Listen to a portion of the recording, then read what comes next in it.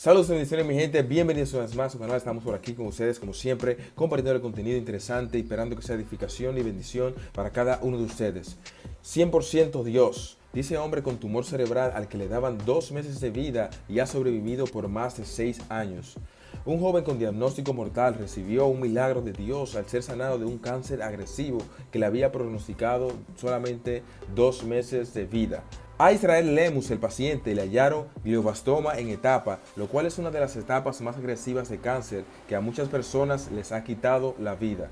Para ese momento sus médicos le dieron solo 2 meses de vida. Después de saber tal información cambió, Lemus se comprometió, compró una casa y cambió de carrera, tratando de poder vivir todo lo que quería hacer en su vida en esos 60 días con 29 años en 2016. Según el diagnóstico de distintos especialistas, el glioblastoma se muestra como una pelota de golf en su cerebro y luego fue creciendo cada vez más, por lo que tuvo que ser sometido a todo tipo de tratamientos disponibles para ese tipo de cáncer. Después de ese tiempo hasta acá, no es que el tumor haya desaparecido, simplemente desde esos 2 meses que le habían dado ha continuado con vida y no se explica cómo. Solo expresa que ha sido Dios quien lo ha mantenido de pie a pesar de todo lo que ha tenido que enfrentar. Cada día expresa no sentirse enfermo ni nada, por lo que nunca falta la gratitud de corazón y labios al Señor por su misericordia de seguir estando con vida al lado de su esposa, familia y amigos. Explica que aunque los médicos le demuestren distintas opiniones y exploraciones sobre el glioblastoma, él asegura estar en remisión, ya que ha superado los pronósticos típicos que son de 14 a 24 meses. Desde que le dieron el diagnóstico, Lemus ha sido sometido a 3 cirugías y a gran cantidad de tratamientos disponibles para el cáncer. Su doctor dice que es un milagro que aún esté vivo debido a la enfermedad que tiene, aún no tiene cura. Su esposa Samantha dice que Israel es un milagro y que ese increíble viaje al que ha logrado sobrevivir es gracias al Señor. Gloria a Dios por tanta misericordia en la vida de este hombre a quien le han dado la oportunidad perfecta para entregar su vida al Señor y así poder hallar el verdadero propósito de su existencia. Una pequeña historia que tiene un poder impresionante. Hay un hombre que tiene un hijo su hijo es lunático, está enfermo. Es el espíritu de enfermedad o de locura hace que el muchacho caiga en el fuego, eche espuma por la boca, se golpee. El hombre agarra a su hijo y se lo lleva a los discípulos de Jesús para que los discípulos de Jesús le saquen ese espíritu. Él sabía que ellos podían, por eso no fue a Jesús, fue a los discípulos. Los discípulos oran y no pueden. En ese momento Jesús, que está un poco lejos, vuelve a verse, da cuenta de la bulla, del pleito y pregunta qué es lo que aquí pasa. El hombre dice: traje a tus discípulos a mi hijo para que lo sanaran y no pudieron.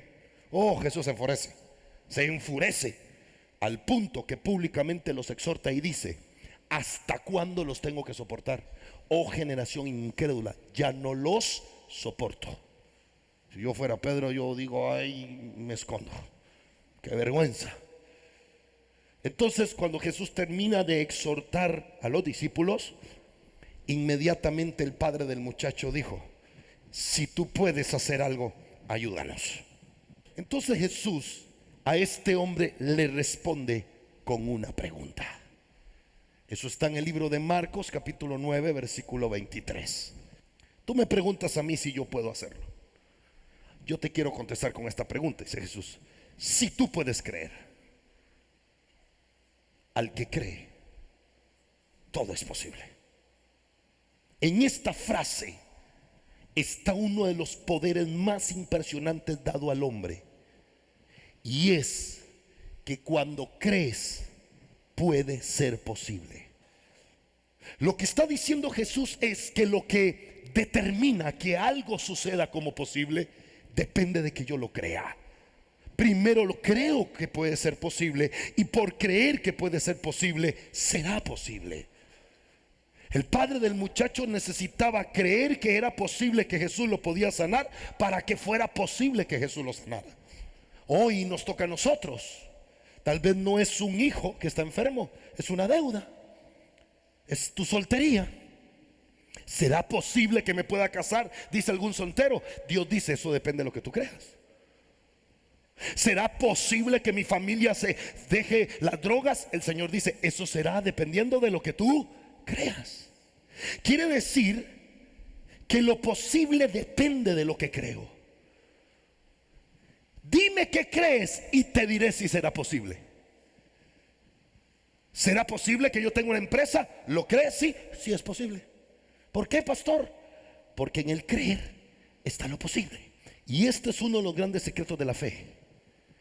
Que sea posible no quiere decir que sea fácil. Y el problema es que la gente, por ser difícil, piensa que es imposible. Y hoy el Señor me viene a usarme a decirte: siempre será difícil, pero que sea difícil no quiere decir que sea imposible. El problema de muchos es que van creyendo hasta que llega el momento que es difícil. Es muy difícil. Es muy difícil que mi papá cambie. Es muy difícil que yo saque adelante este problema. Es muy difícil el matrimonio. Es muy difícil la carrera universitaria. ¡Ay, qué difícil! Y por ser difícil ya no creo que lo pueda hacer. Y el Señor dice: lo difícil limitó tu fe. Pero que sea difícil no quiere decir que sea imposible. Si crees, por más difícil que sea, te tengo una buena noticia: lo podrás realizar, lo podrás hacer, aunque sea muy. Dáselo fuerte a Dios. Oh, eso me... ¿Sabe por qué aplaudes? Porque algo en ti se despertó.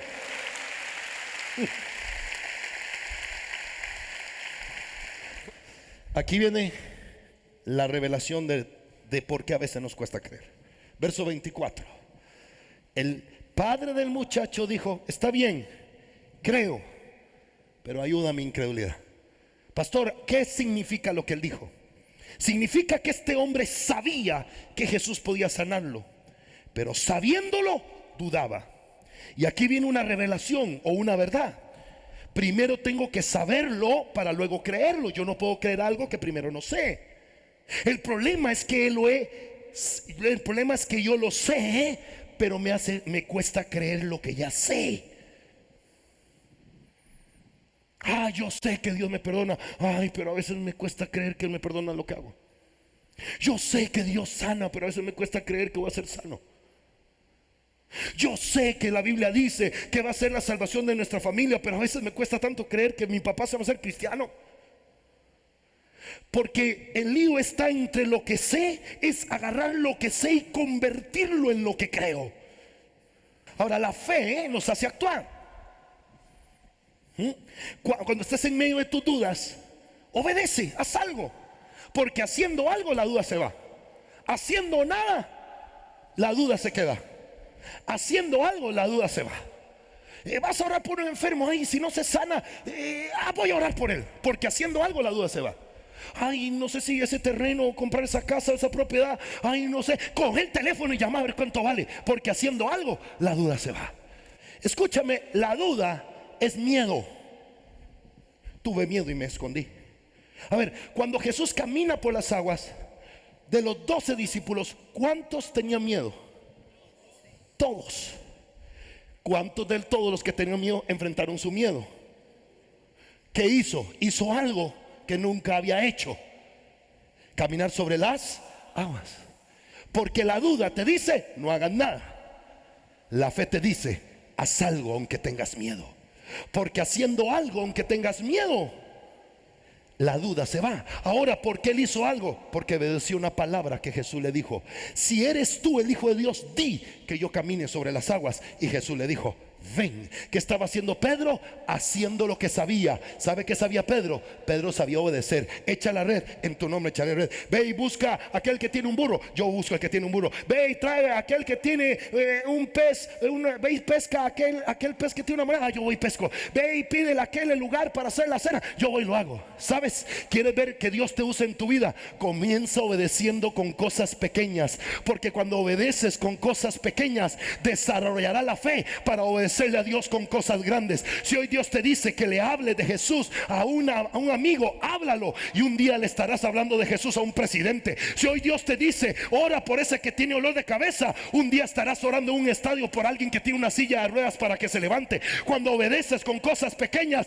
Dios te hará desarrollar la fe para que puedas obedecerle con cosas gigantescas. Dios necesita tu obediencia en lo pequeño para llevarte a obedecer en lo grande, porque el que obedece en lo pequeño desarrolla la fe para obedecer en cosas muy grandes.